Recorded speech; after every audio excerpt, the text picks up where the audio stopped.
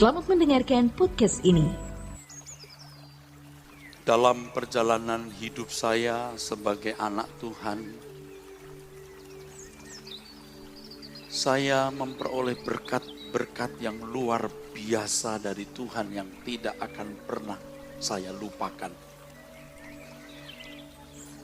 Berkat yang mengubah hidup saya, yang menginspirasi saya untuk menempatkan diri di hadapan Tuhan secara benar dan menempatkan Tuhan secara pantas. Ada beberapa peristiwa yang mungkin tidak bisa saya kisahkan semua. Ini satu kisah nyata yang tidak saya naskahkan, saudaraku. Berkat yang menggores jiwa saya, itu peristiwa sekitar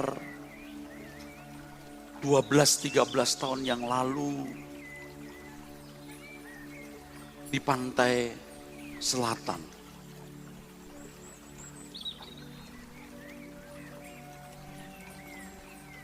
Yaitu ketika saya berenang dengan menggunakan selancar, saudara. Saya bisa berenang, saya yang mengajari anak-anak saya berenang. Saya punya 2 anak yang sekarang sudah dewasa. Jadi saya yakin saya bisa berenang. Saya lupa berenang di laut dengan berenang di kolam renang itu beda. Dengan selancar itu, saudara, saya naik di atasnya. Tiba-tiba terguling ketika kena ombak. Saya anggap enteng, saya berenang. Rupanya selancar saya dibawa ombak ke bawah, saudara. Saya berusaha untuk menahan. Tapi tangan saya diikat dengan tali selancar itu. Saya digulung ombak ke dalam, saudara. Tenaga saya habis. Saya minum air laut di pantai selatan yang ombaknya juga tidak terduga. Saya merasakan bagaimana suasana keadaan tanpa pengharapan.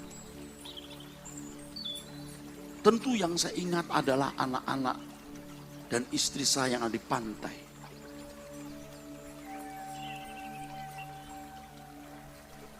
Tidak bisa berpikir lain kecuali pasrah. Situasi ini situasi yang sungguh-sungguh sangat mengerikan, yang tidak bisa digambarkan dengan kata-kata. Itulah yang membuat saya trauma. Dan jika saya ke pantai, anak-anak saya ke pantai, saya bisa menggaji orang di situ khusus jaga anak saya. Kamu lihat kemana dia melangkah. Dalam situasi yang begitu krisis, rupanya seorang ibu yang memijat saya semalam refleksi.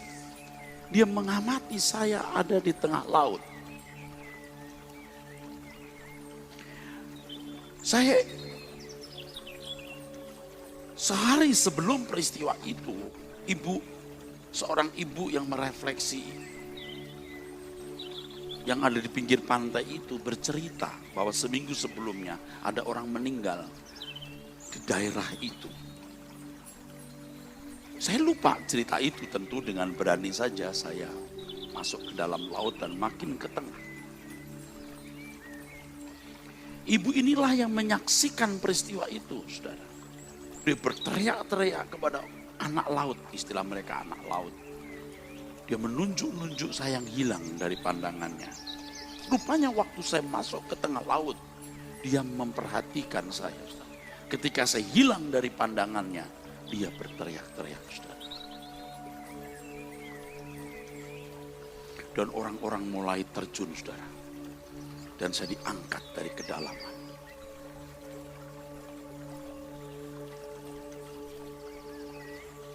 saya masih hidup.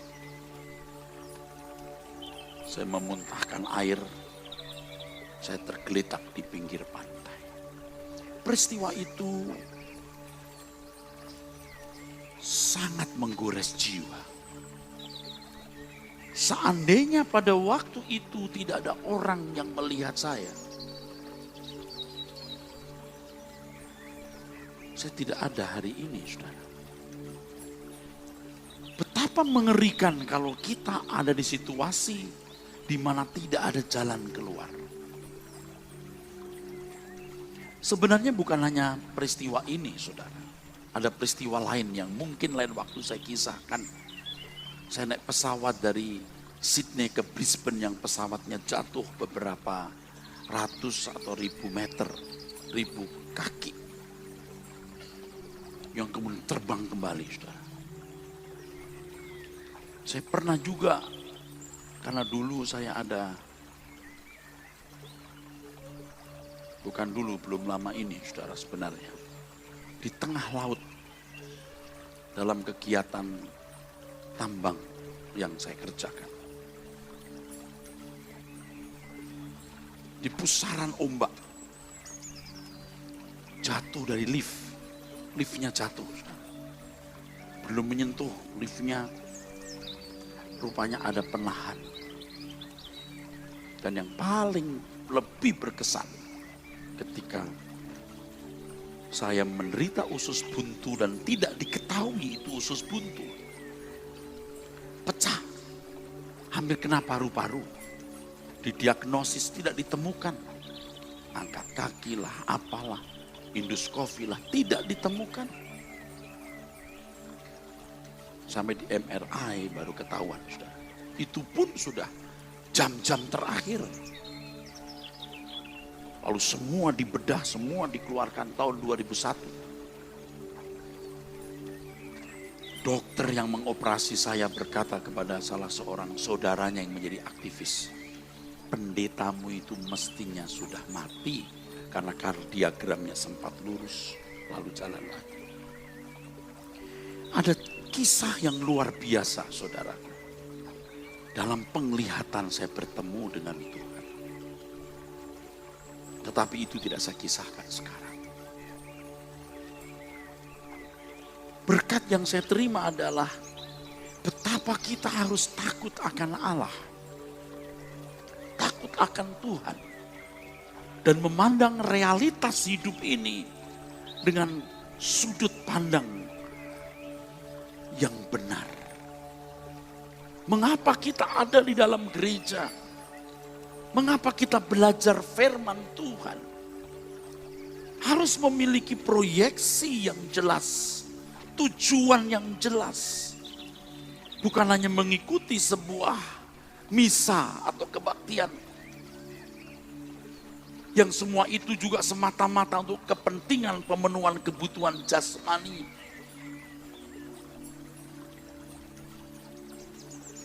Tuhan berkata, sekalipun kamu memperoleh seluruh harta dunia ini,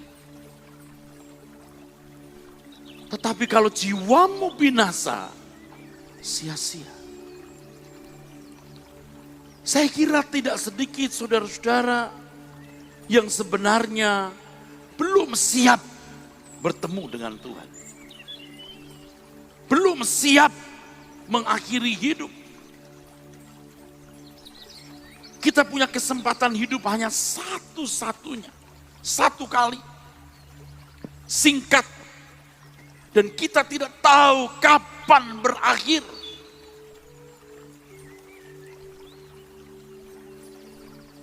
Kita belum sungguh-sungguh mau hidup suci.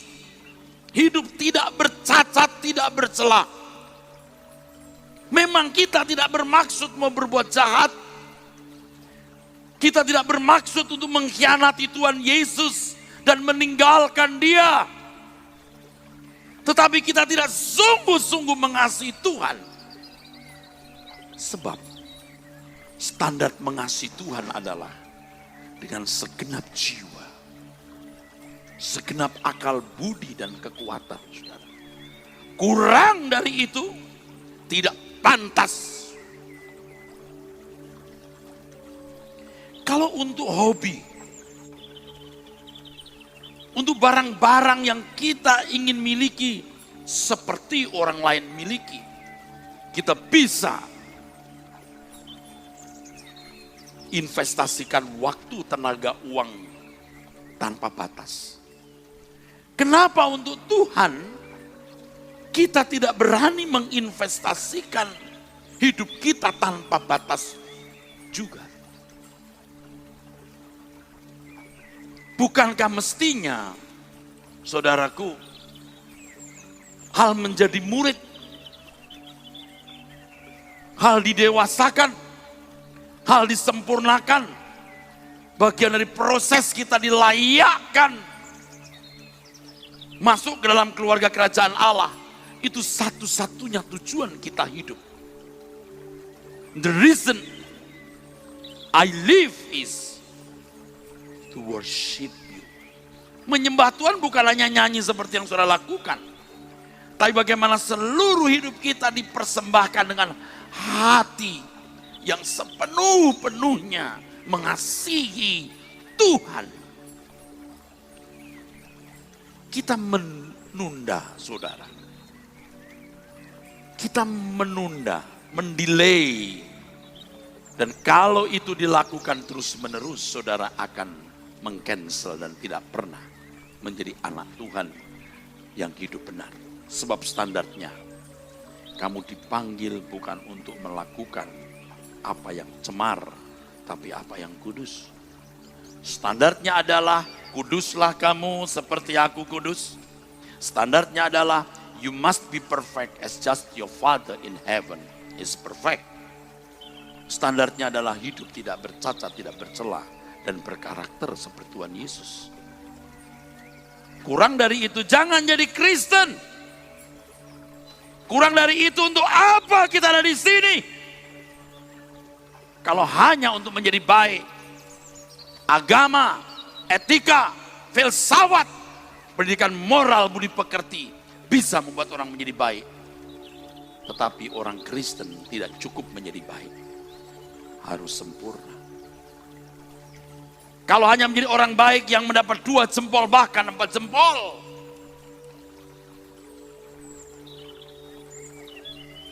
itu anak dunia bisa. Tapi kalau kita cukup 1 jempol saja, jempolnya Tuhan.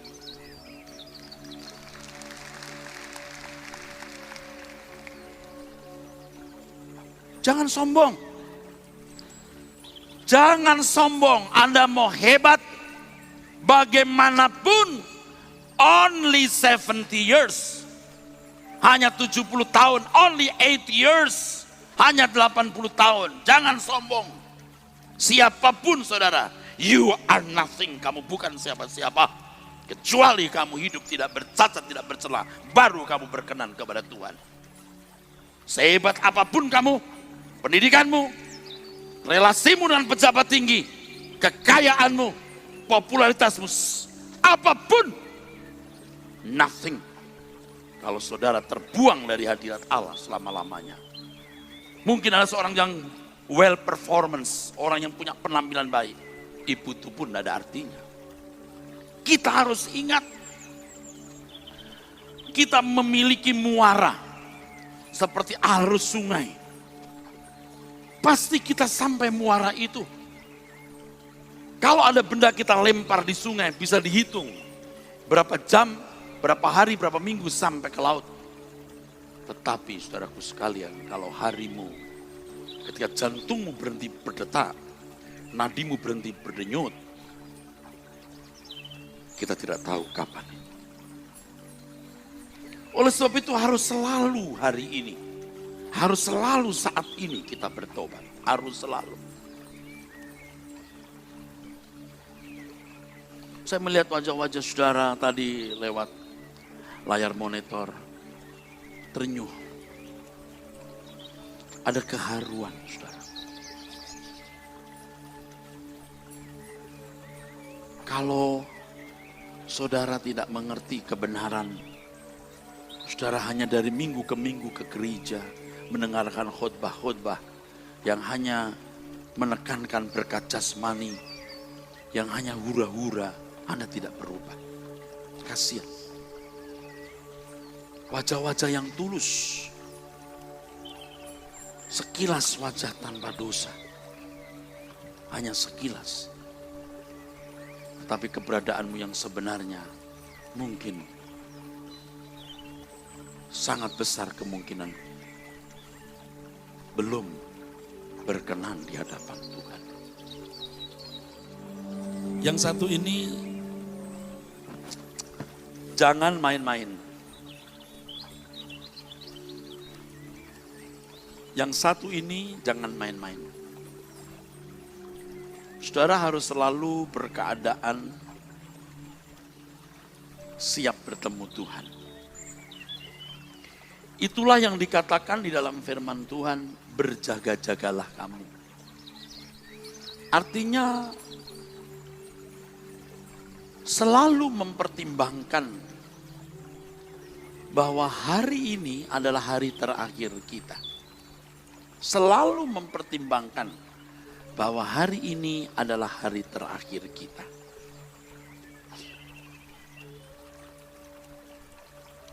Berjaga-jagalah kamu.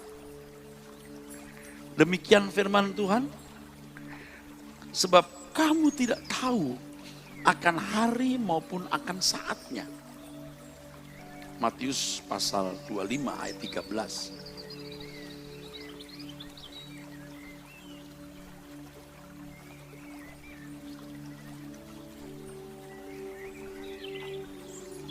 Orang yang tidak mempertimbangkan bahwa setiap saat jantungnya bisa berhenti berdetak,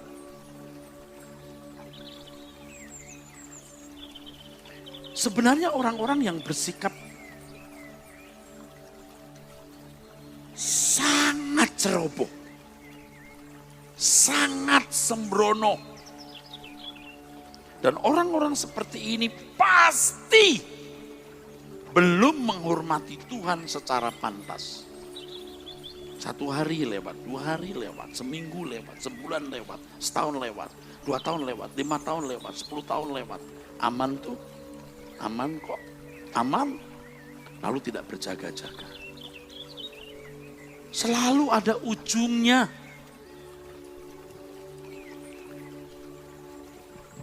Selalu ada ujungnya.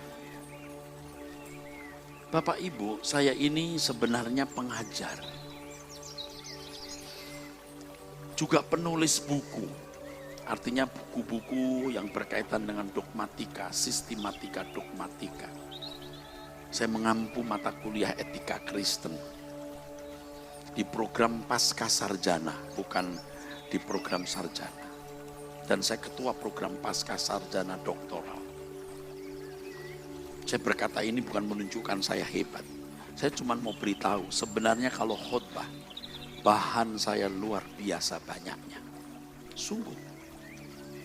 Tetapi kalau saya berbicara kepada saudara di Betani ini, saudara, saya masih memberikan landasan saja.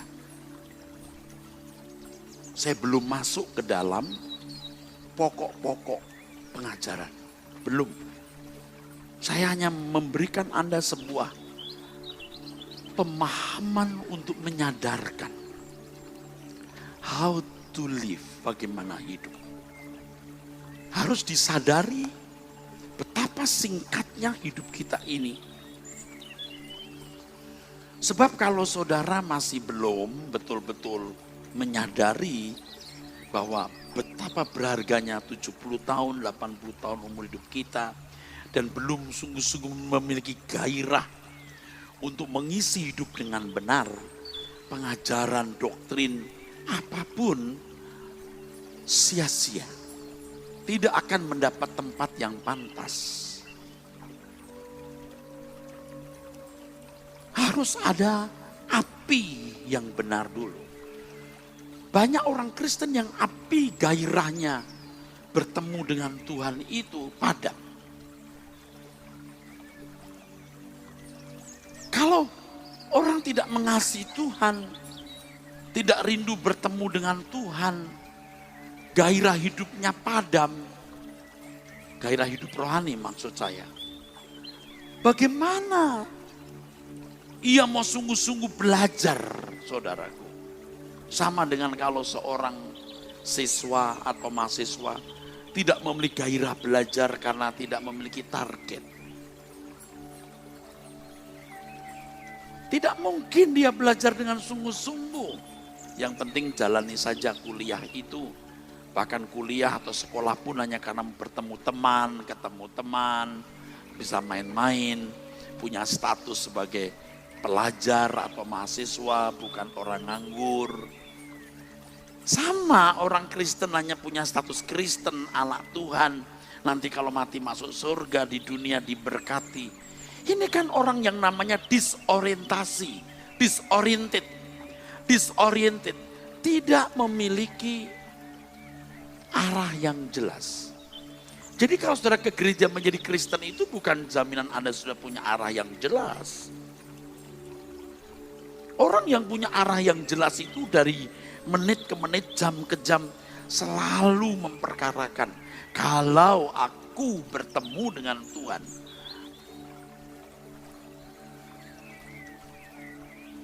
aku siap tidak?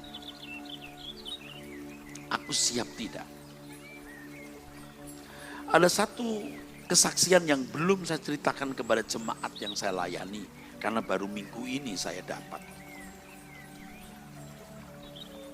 Entah saudara menanggapi hal ini mau bagaimana terserah. Tapi saya hanya cerita kepada beberapa orang di sekitar saya saja.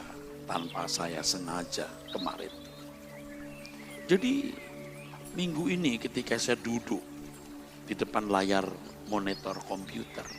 Biasa saya mempersiapkan khotbah, saya mempersiapkan seminar atau menulis buku. Buku-buku dogmatika soal misalnya soal kehendak bebas, kedaulatan Allah, predestinasi, dan lain-lain. Saya tiba-tiba ngantuk. Lalu saya taruh kursi kecil di depan kursi besar saya taruh kaki saya di situ, saya bersender, langsung lenyap. Tertidur saudara. Langsung saya mimpi. Kalau buat saya itu penglihatan, tapi terserah orang menanggapi. Apa bedanya Pak? Karena saya gemetar. Saya gentar luar biasa. Di dalam mimpi itu, rumah saya digoyang gempa. Lalu saya punya papa mertua yang baru meninggal 2 tahun lalu. Saya bilang, "Pak, Kung." Saya sering memanggil Kung membahasakan anak-anak saya. "Kung," atau "Pak, keluar." Saya bopong dia. Saya keluar. Saya lihat anak perempuan saya sedang duduk dengan teman atau siapa begitu. Di luar itu langit terbuka, saudara. Kayak bolong gitu.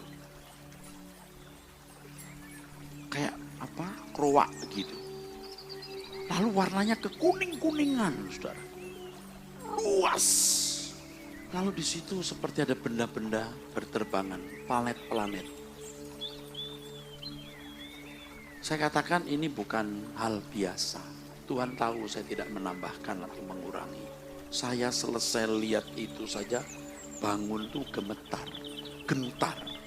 Bulu kuduk saya berdiri, saudara. Saya berkata, "Kung, apa itu?" Papa berkata, "Pa, itu apa?" "Itu Tuhan Yesus datang." Hah? Lalu saya masuk rumah, saya berkata kepada anak perempuan saya, "Fani, ayo siap-siap." Di sebelahnya ada mamanya. Tapi saya bilang, "Fani, siap-siap menyambut kedatangan Tuhan." Saya balik lagi lalu, "Papa, ayo kita masuk." Papa bilang enggak. Dia lihat aku ada di sini. Saudara, saya bangun begitu takut. Ada kegentaran. Nah, sebelum saya tertidur itu, waktu saya pagi hari berdoa, saya sudah berkata begini, "Tuhan, aku tidak ingin bikin salah apapun. Aku tidak ingin membuat salah apapun. Jadi pada waktu saya melihat itu, ini peristiwa baru 2 hari yang lalu. Waktu saya lihat itu,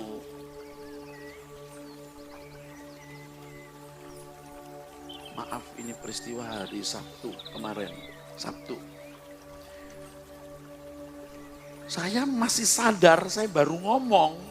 Jadi di mimpi itu saya ingat, saya berkata, aku tidak boleh bikin salah apapun. Ingat, aku berkata, untung aku tidak bikin salah. Gitu saudara, untung aku tidak bikin salah. Ingat saudara, ingat. Jadi perasaan saya berkata, aku tidak ingin bikin salah sama sekali. Itu perasaan yang sama di dalam mimpi itu. Untung aku tidak bikin salah. Saya bangun. Nah saya cerita ini, badan saya masih ada merindingnya. Saya bangun saudara. Dan saya berkata, Tuhan, sering-seringlah aku mendapat hal seperti ini. Sering-seringlah aku mendapat hal seperti ini. Supaya aku takut akan Engkau. Supaya aku takut Tuhan. Sebab tanpa sadar kita ngomong sembarangan, sombong, mau nunjukin lebih kita. Kita dilukai, kita pahit, kita dendam. Begitu banyak salah dan dosa kita lakukan. Tetapi kalau kita merajut hidup dari menit ke menit, berkenan, itu indah. Kalau kita sudah banyak ngomong, kita berkata, Tuhan tadi saya banyak bicara, so sorry Tuhan. Tuhan tadi saya mestinya tidak perlu bersikap begitu kepada orang tadi. So sorry Tuhan. Ini kan perlu sebuah pembiasaan saudaraku. Supaya kita hidup benar-benar berkenan saudara. Kalau tidak dibiasakan, tidak pernah kita benar. Ini tidak mengurangi kegiatan kita loh. Saya pekerja keras. Mengembalakan jemaat, saya menjadi ketua program doktoral, saya juga punya bisnis. Saya sibuk. Aku harus sehat, aku harus punya banyak uang. Tapi terutama aku harus suci. Kalau aku kerja keras, kalau aku bisnis, semua harus kupersembahkan untuk Tuhan. Dan tidak menjadi miskin. Ajaib, Tuhan mencukupi kebutuhan kita bahkan lebih. Nggak mungkin you jadi miskin dipermalukan kalau you hidup benar. Tidak mungkin saudara akan diinjak-injak orang tanpa Tuhan bertindak kalau Anda hidup berkenan kepada Tuhan. Tapi kalau saudara tidak benar, saudara mau didoakan pendeta paling sakti bagaimanapun, Anda tidak layak diberkati. Banyak kesalahan yang tidak kita sadari kita lakukan. Banyak dosa-dosa yang tidak kita sadari kita perbuat. Ketika kita mulai membiasakan diri untuk melangkah selalu sesuai dengan pikiran dan perasaan Tuhan, maka Tuhan akan mulai menyingkapkan hal-hal yang kita pandang dulu bukan kesalahan, ternyata kesalahan. Kepura-puraan kita, kemunafikan kita, sikap tidak apa adanya kita, disingkapkan Tuhan, saudara.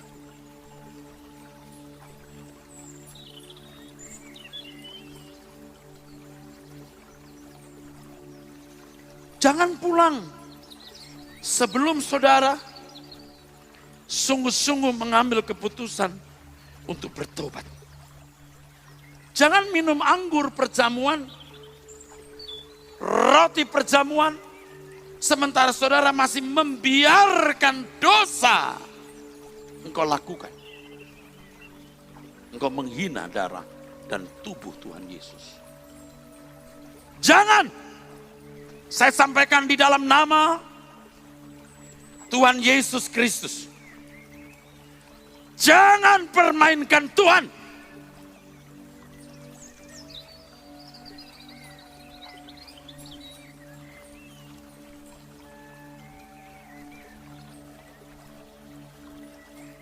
Sudah saatnya kita menjadi Kristen yang sungguh-sungguh. Bukan hanya beragama Kristen. Bukan hanya ke gereja. Jangan sampai Anda di satu situasi di mana saudara tidak bisa keluar dari situasi itu di neraka. Saya kebayang waktu saya ditarik ombak ke dalam dasar laut. Betapa mengerikannya. Untung ada orang yang menolong saya. Bukan satu orang loh, beberapa orang berenang loh. Saya beri mereka uang, tapi uang itu tidak ada artinya dibandingkan pertolongan mereka. Saya sudah lupa siapa-siapa mereka. Waktu itu saudaraku sekalian, saya tidak ingat.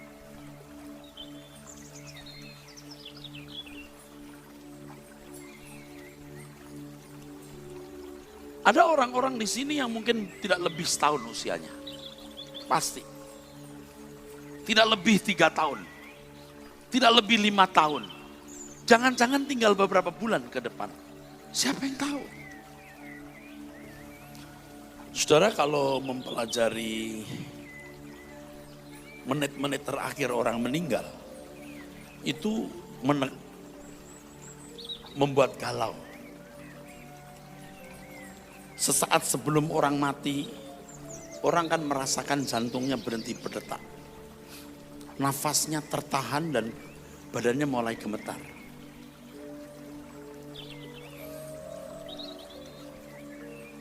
Merasa dingin dimulai dari telinga. Darah berubah menjadi asam dan tenggorokan berkontraksi. Disusul dengan otak yang kehabisan suplai oksigen. Menit pertama itu darah berubah warna dan otot kehilangan kontraksi. Isi kantong kemih keluar tanpa izin. Ketika papa mertua saya meninggal, ya, jam 4 pagi dia berkata, ada apa ya? Aku kenapa ya? Syul, panggil anaknya. Yang itu adalah istri saya. Syul, Syulina. Syul, Lili, papa ada apa ya? Lalu anak saya yang laki-laki yang sekarang sudah usia 26. Dia besar di tangan kunggungnya, saudara. Karena papanya pergi dari pagi sampai pagi. Pelayanan, menjadi rektor, ketua yayasan. Wah, luar biasa sibuknya. Dia di tangan kunggungnya. Dia gendong itu kunggungnya. Keluar itu kotoran. Buang air kecil, buang air besar. Hanya beberapa jam sampai rumah sakit. Saya di sampingnya, saudara. Kalau saya panggil Pak, dia diam. Lalu saya balik ke sebelah kirinya. Dia cari muka saya sebelah kanan, tidak ada. Lalu lihat sebelah kiri. Lihat wajah saya, dia merem, tidak lama dia meninggal. Bukan orang Kristen sebelumnya. Dia punya sahabat, ini rajin ke tepekong. Sebelum meninggal sahabatnya berkata, Hin, dia namanya Leong Lin, Hin, kamu mau gak Hin, saya kasih ini, ilmu. Bisa baca orang, bisa ramal nasib orang. Tapi papa saya berkata, enggak, aku masuk Kristen saja. Dia jadi Kristen. Seminggu sebelum dia meninggal, saudaraku. Dia tidak sakit, malamnya masih bercanda. Seminggu sebelum meninggal, ajaib. Dia nyanyi lagu ini, saudara. Berulang-ulang setiap hari. Cari apa di dalam dunia. Barangkali dia membawa cucunya ke sekolah minggu, dia dengar lagu ini. Dia tahu lagu itu. Cari apa di dalam dunia. Cari dunia tentu binasa. Cari Yesus yang penuh cinta. Apa yang dicari orang? Uang. Dia juga seorang pengusaha dulu. Apa yang dicari orang? Uang. Apa yang dicari orang? Siang, malam, pagi, petang. Uang, uang, uang. Uang, uang, uang. Siapa yang dicari Tuhan? Saya. Luar biasa. Siapa yang dicari Tuhan? Saya. Siapa yang dicari Tuhan? Siang, malam, pagi, petang. Saya orang yang berdosa. Luar biasa, saudara. Saya berkata, Papa tidak mungkin tidak diterima Tuhan. Tidak mungkin. Ia melayani Tuhan dengan menjagai keluarga hamba Tuhan. Akan bersih tubuhnya. Sampai ketarik lidahnya. Bersih tuh kalau orang. Di sisa umur hidupnya melayani Tuhan. Ini tidak mengagungkan manusia. Menit ketiga sel-sel otak tewas atau mati secara massal. Saat itu otak benar-benar berhenti berpikir. Pupil mata membesar di menit keempat kelima, berselaput, bola mata mengkerut dan kehilangan tekanan darah. Penghubung ke otak mulai mati, lalu fase di mana seluruh otot tubuh menjadi kaku, rambut berdiri kesannya tetap tumbuh setelah mati. Jadi jangan heran kalau orang berkata, kok sudah mati rambutnya tumbuh ya? Enggak, dia hanya tegak. Suhu tubuh langsung menurun drastis.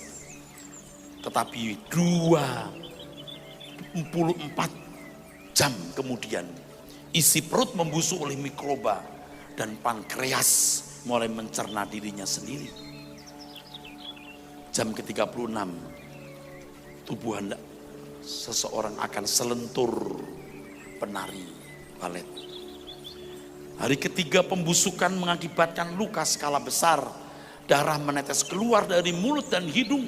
Lalu warna tubuh berubah dari hijau ke merah sejalan dengan membusuknya darah. Rambut, kuku dan gigi dengan mudahnya terlepas beberapa minggu kemudian. 1 bulan kulit mencair. Setahun kemudian tidak ada lagi yang sisa dan seterusnya. Ini fakta. Siapa yang mengingatkan saudara kalau bukan mimbar ini? Di luar sana yang ada iklan, semangat materialisme, semangat konsumerisme, semangat afluensa tanpa batas. Anak-anak kita yang muda-muda dirusak oleh cara berpikir anak dunia yang sedang digiring kuasa gelap menuju kegelapan abadi. Tetapi kita ada di sini pagi untuk bertobat. Pagi ini kita mau berubah.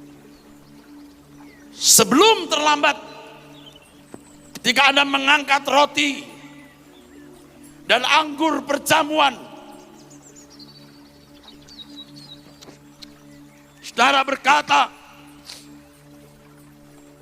Tuhan, aku pulang, aku balik kepadamu, aku bertaubat. Suami-suami yang tidak setia kepada istri berkata, Tuhan, aku bertobat. Istri yang tidak setia kepada suami berkata, aku bertaubat. Anak-anak yang tidak menghormati orang tua berkata, Tuhan, aku pulang, aku bertobat. Karyawan-karyawan yang tidak jujur bertobat, karena engkau tidak akan pernah menjadi kaya kalau engkau mencuri, dan itu tidak akan menjadi berkat untuk keluargamu. Hari ini kita mau berubah. Biarlah setiap nama sudah tertulis dalam kerajaan surga. Mari kita bangkit berdiri, saudaraku sekalian.